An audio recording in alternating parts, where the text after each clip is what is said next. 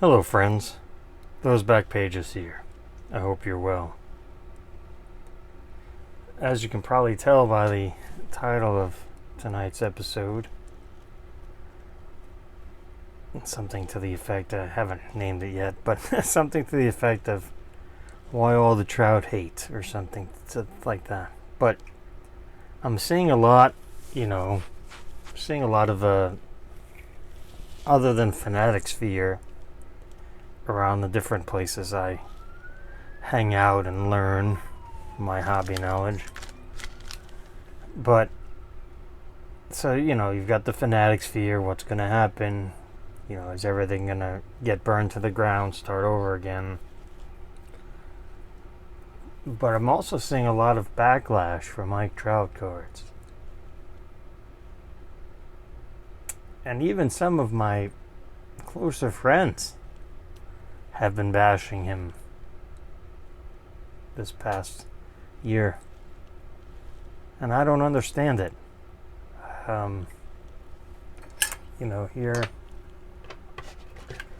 Here's his flagship rookie, his Topps rookie. Maybe just get back to calling that Topps. It started being called flagship because they put out 478 different products a year. So just for convenience sake, we started calling it flagship because this is the set that's been released every year since 1952. But there's a lot of hate for this card, in particular the player. His cards, I think, more than the player, is fair to say. And I don't get it, other than maybe, the people that are doing the bashing don't have it, or ticked off at the price point it is now. I mean, the copy you see there, I bought, I think it was in 2013, somewhere around there, maybe early 14. I don't remember exactly when, but I paid $50 for it. And when that card was $100, I told people to buy it. $200 buy it, $300 buy it, $400 buy it, $500 buy it. Some people listened, some people didn't. I think this card got up to $6,000 or $7,000 over the summer during the peak, during the crazy stuff. Would I recommend paying $3,000 for this card? Probably not. But, if you collect Topps rookie cards for baseball, you need this card. I mean, it's not cheap, I understand that. But it's an essential part of baseball card. So, and, it's not necessarily ha-ha funny, but if you stop and you think about if this card had a chromium version, Topps Chrome, I think, personally, the landscape would be a lot different as we know it today. But he does not have a Topps Chrome rookie, so that, not inflated or pumped up, but that gave... credibility is not the word, but it really brought attention to I hate the word paper. You guys know that, but because they're all paper except the acetates. But it really gave a strong oomph to Topps rookies, Topps flagship. Here I say it again, but flagship rookies. It really gave them legitimacy, I suppose, especially in the modern world. And shout out to, again, Kevin knows how this is gonna go, but I'm gonna try it. Shout out to Bryce Harper, who was named the 2021 National League MVP. I don't agree with it, but it is what it is, right? So I'm proud to have that in my collection, you know. And I paid I paid almost 4 times as much for this than I did for this. It's a very, very tough rookie card to obtain. Don't fall for that update rookie debut crap. This is his Topps rookie card. To me, oh, what's a Topps rookie card? To me, a Topps rookie card is his first, player's first, either pack issued or set issued card. If they had a card issued in something that didn't come in packs, then obviously you can't, like the traded card, you can't, you know, a Bonds Topps rookie is an 86 Topps traded. There are no packs of 86 Topps traded. You know, we won't talk about 90 Topps traded, but, you know, I just don't understand it. Like, Trout did not ask for this card to be worth what it is. Honestly, he probably doesn't even care. But the market is what the market is. And is it frustrating to me to see people downing Trout? Oh, yeah, it is. I mean, oh, well, you know, the naysayers, oh, you're just worried about your investment. Well, you know, if you watch my channel, if you participate in our community here, you know the I word means iconic and not invest. Because at the end of the day, they're just cardboard. And it's been said many times, something is only worth as much as someone else is willing to pay for it. And, you know, in that regard, it is what it is. And it got to thinking about, you know, modern Topps rookie cards, and it's something, you know, I've talked about with Fanatics taking over and all that jazz. But it's something I really enjoy. I mean, I stop and I think about it. Collecting rookie cards is the heart of what I do. I don't care what sport, even non-sports. You know, I picked up. Some of this might come as a surprise to some of you. Some of it shouldn't. But I did pick up a Pikachu rookie this week.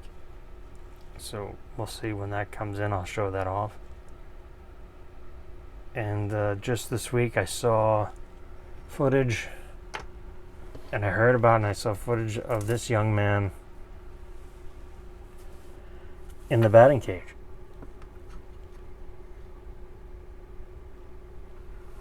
Facing pitching, not off a tee, facing pitching. So I think, you know, right now is a good time if you don't have an Acuna rookie. As you see there, that's his rookie. If you don't have one and you want to add one to your collection, now is probably a good time, because let's see, I can't remember. I think he'll be 24 next month. December 18th, he turns 24. So he's still 23 years old. True fact, I paid the same for this as I did this, the 10 and the 9. And, you know, it's just from collecting. You know, I've said it dozens of times over the years that, you know, the hobby is a marathon. It's not a sprint. You know, you're not, for most of us, you're not going to own these 3 cards in a week. Sure, if you have unlimited funds and you just hit the buy it now on 3 of these, you own them. Which is fine, because, you know, you own them. But you're going to have hits and misses. Collecting, you know, I've spoken about this before, but, you know, there's a John Bryan song called Souvenirs. You know, it took me years to get these souvenirs. And I've been collecting slabs going on 17 years. So, and as I've mentioned before, I have boxes of crap players, cards. It is what it is. You know, not everything is going to be sunshine and roses. So I did get some mail I wanted to show off. Let's get started. So I picked up this 2019 Optic Holo LeBron PSA 8. I paid $25 for this. And that's more than I've paid for any of my 2016, 17, or 18 Optic Holo LeBrons. You know, and this was a very expensive card during the peak. And no etching, but outlining. There's a difference between outlining and etching. I've had a couple of you ask me to do etching videos. We'll see. But, so yeah, I'm not concerned about the assigned grade. I wanted to have one of these. It's the only Optic Holo LeBron I was missing. So I figured I shot him an offer of 25. It was accepted. And I you know, I understand, you know, how the hobby works. And right now, LeBron is down. He's not playing well, whatnot, all that stuff. You know, off the court stuff aside. But now is a good time to pick up some LeBrons if you want to have some LeBrons in your collection, because the spotlight is on Steph Curry right now. Like, Steph Curry stuff is on fire, and Steph Curry's great, don't get me wrong. But he's not LeBron. So, as LeBron, you know, continues to march up the all-time whatever, fill in the blank list, there'll be more spotlight on LeBron. And I think, you know, I think part of the thing with this hobby is to obviously I've said this before, is to yang when everyone's yang. So eventually it all evens out in the end. So I picked up this another fine a grade 8 from 20 Prism basketball. LeBron, that's got the etching, and this, unfortunately, this photo is it's from when he did the commemorative, like the tribute dunk that Kobe did, and it's the first in the series of since 2012 to now. It's the first horizontal base card in basketball. Card number 1. Just the etching, even on the, jeez, I mean, it's just fantastic etching and shine. So I was very happy to add this. I mean, there's this, you know, this was the first NBA Prism product I had never found in the wild,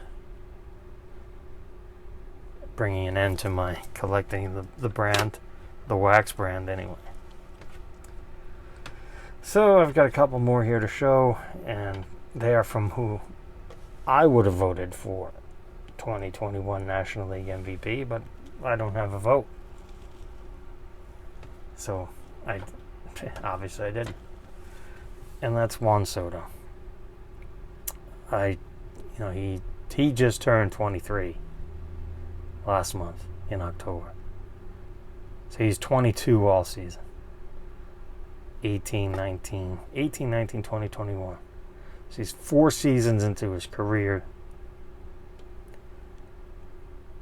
And he'll be 23 all of next season. I cannot stress enough that if you want some Juan Soto in your collection, not to wait. I finally was able to win one of these. And again, you know me, I don't pay the 10 tax unless it's feasible. Like I know this is a 10, and you know, I bought this, like I said, I paid $50 for this. It was a BGS 9.5 True Gem. I crossed it over 6 years ago now, back when crossing over wasn't a big deal, especially for base cards. But at the time I paid $50 for this True Gem, I think PSA 9s were probably $30. So you do the math,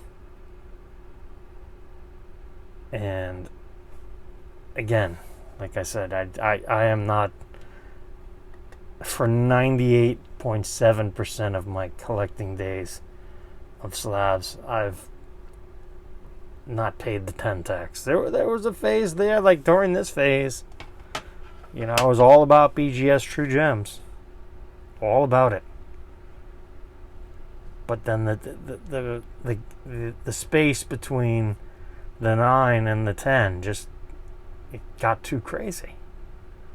It just didn't make sense, especially on Trout cards. I mean, Trout cards are not cheap. Again, it's not his fault. It is what it is.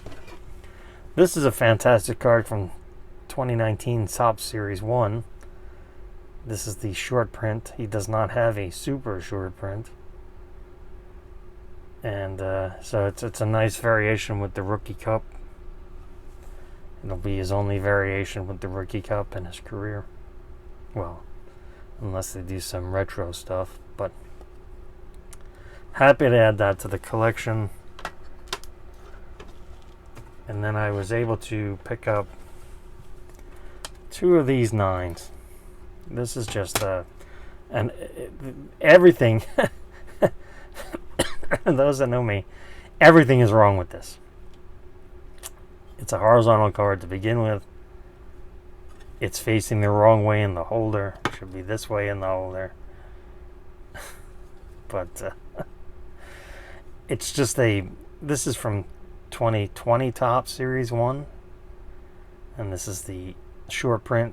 I don't know. He might have a super short print. I'm not sure, actually. In 20. In 21 he does. This year's Topps, he has a cardboard. I've shown it before. A cardboard cutout. He's holding a cutout as a short print, and then he's dancing, I think, on top of the dugout in a super short print. But this is just a fantastic card with the Expos jersey. Almost a stoic, classic Soto image of him in the box. And it's funny that if you I've got these from separate sellers, but this one just says SP and this one says Expos uniform. So this is probably like an older one where someone wrote in the subject line Expos uniform, but it's the same card. It's the image variation of his base card from 2020 Topps. And again, these were $52 each, something like that. In the grand scheme of things, I mean, I've talked about that before. That's a whole nother can of worms. And it's difficult, and it is difficult, and I struggle with it, and I know some of you struggle with it. The price point stuff we try to look at everything when we're buying stuff with a 2019 lens, or a 2018 lens, or a 2014 lens, or a 1987 lens. And it's 2021 now, almost 2022. And, it's... I saw a young man was on social media was complaining about the price of a Luka Prism rookie in a 10 a year ago was $1,500 or $1,800, and now it's $500 or $600. And he seemed legitimately upset about it. And I could understand that if you bought it a year ago. But nothing in this hobby is up and to the right, an up arrow to the right at all times. Just not how the hobby works. It ebbs and flows. The charts rise and decrease. You stay the course. Look at, I guess, Harper is a perfect example. Like a year ago, not this particular card. This card's always been fairly costly because it's significantly difficult to get. But for the most part, I would guess a year ago, Harper stuff was way down. Now again, I don't really follow it. I tend to be the person that, and it's not always a good thing, but I'm always looking forward rather than what I've already acquired. And that's, again, that's a discussion for another time. But, I think it's easy to forget that, Harper was born in 1992. I think in September, right?